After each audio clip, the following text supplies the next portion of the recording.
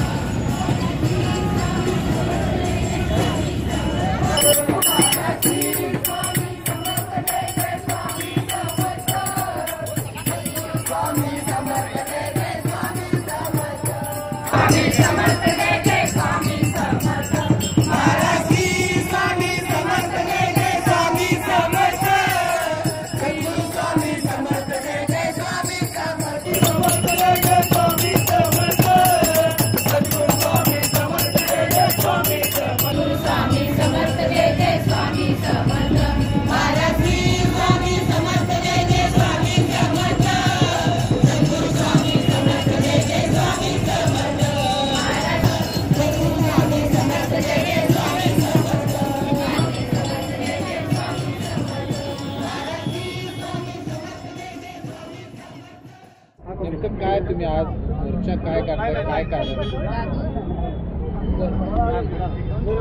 श्री स्वामी समर्थ, जय जय स्वामी समर्थ।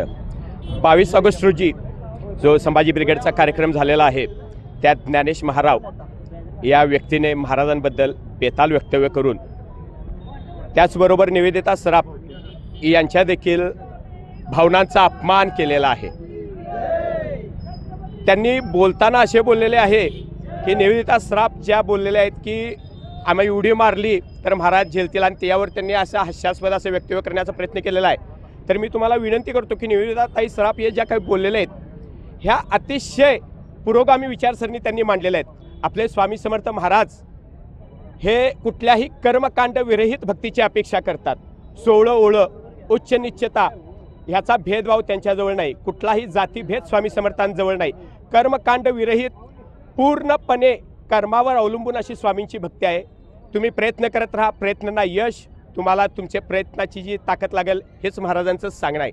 हे असं सांगणं असताना त्यात राष्ट्रसंत तुकडोजी महाराज आणि राष्ट्रसंत गाडगे महाराज यांचे विचार आणि स्वामींचे विचार हे एकमेकाला कसे पूरक होते ह्याचा संदर्भ निवेदिता ताई सराफ यांनी केलेला आहे। पण ह्या माणसानं स्वामी समर्थांबद्दलचा काडीचा अभ्यास केलेला नाही आहे का निवेदिता ताई सराफ जे बोललेले आहेत त्याच्याबद्दल काडीचा अभ्यास केलेला नाही की स्वामी समर्थ भक्त जे अगणित आहेत ज्यांच्या भावना स्वामींबद्दल काय आहे ह्याचा अभ्यास केलेला नाही। महाराजांचे भक्त उगाचच म्हणत नाहीत की अशक्य हे शक्य करतील स्वामी, ह्या भावनांचा तर विचार त्यानं करायला पाहिजे होता। महाराजांचे भक्त काही खुळे नाही आहेत, महाराजांचं नाव घेऊन सगळ्या गोष्टीत प्रयत्न करायला। सर्वजण स्वामी भक्तांनी मिळूनच हा मोर्चा काढलेला आहे। ह्यात कुठलाही पावना नाही, कुठलेही राजकीय हस्तक्षेप नाही, फक्त आणि फक्त स्वामी भक्त ह्या सर्वांनी मिळूनच ह्या मोर्चाचे नियोजन केलेलं आहे।